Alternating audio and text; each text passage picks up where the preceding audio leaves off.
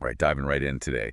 And we're looking at something pretty fascinating. Yeah. Artificial intelligence. Yeah. AI coming into the world of winemaking. Absolutely. And it's certainly creating a lot of excitement. Yeah. But as you might imagine, the legal side of things Oh, yeah. is still a little bit murky. It's really interesting to see how this is all going to shake out. It is, yeah.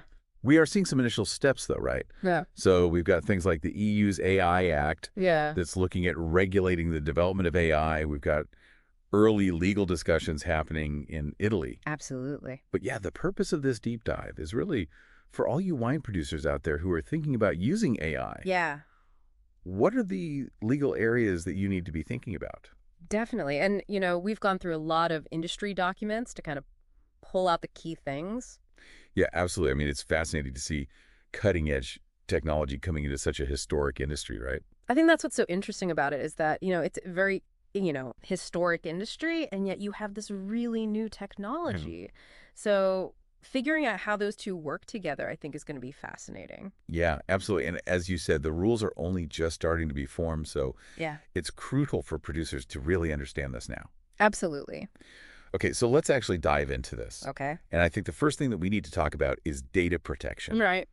Because if you're thinking about inputting, information about your vineyard, about your cellar, about your processes into an AI system, Right. you're essentially handing over Sensitive data. yeah, really sensitive data. Yeah, internal data, really the stuff that makes you unique. Yeah, and potentially, you could be giving away information that makes your production Yeah. really stand out and could, be the thing that sets you apart. Yeah, and I think the key here is that if you combine certain pieces of information, Yeah. if you combine, let's say, your specific yields Yeah. with microclimate readings, Mm-hmm. that actually falls under what Italian law defines as a trade secret under Articles 98 and 99 of the Industrial Property Code.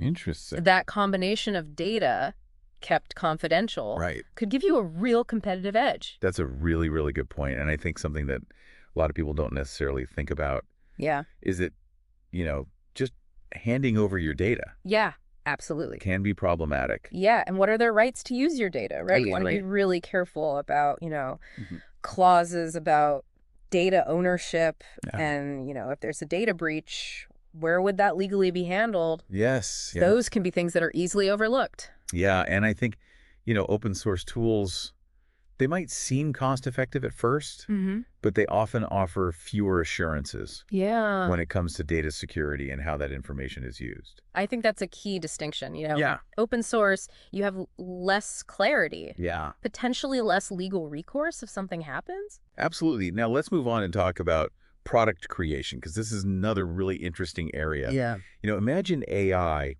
helping you to kind of perfect your blends, to come up with the ideal percentages of different grape varieties. It sounds like something out of the future. It does, but it's increasingly becoming a reality. It is. But here's where I think it gets really interesting. Yeah.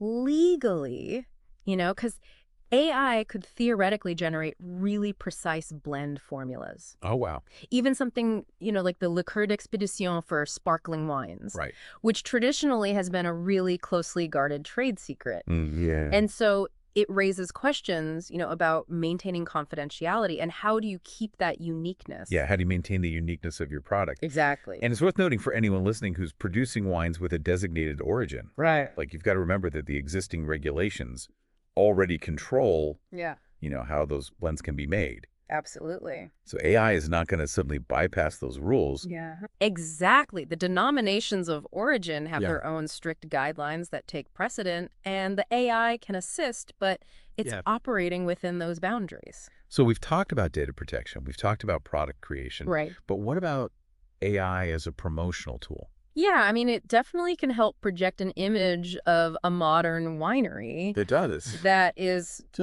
forward thinking, and it's using this technology, but you need to be very careful about how you communicate it. How you communicate it, yeah. And that brings up the point about transparency. Transparency, right? Yeah. The EU AI Act specifically Article 50, in certain cases, Nope. will require you to disclose when content, whether it's images, audio, or text, has been generated by AI. That's a big deal. Yeah. Ah. And, that's going to be crucial for building and maintaining consumer trust. Absolutely. And it's not just about legal compliance. Right. It's about, being honest with your customers. Yeah, and avoiding what's being called AI washing. AI washing. Okay, tell me about that. So that's where you're exaggerating the actual role of AI. Oh.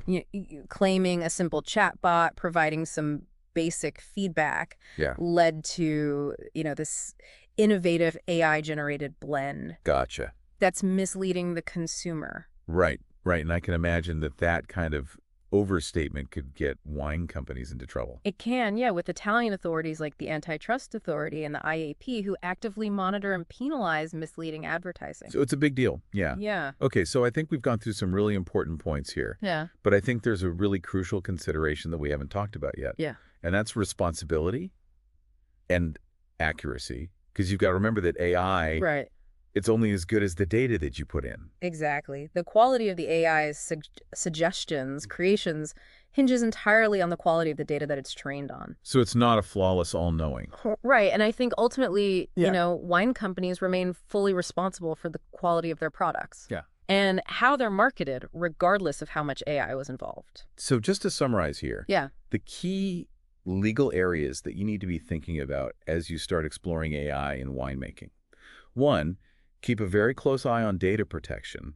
Who has access to your sensitive information. Absolutely. Be acutely aware of the intellectual property risks, particularly around your blend formulas.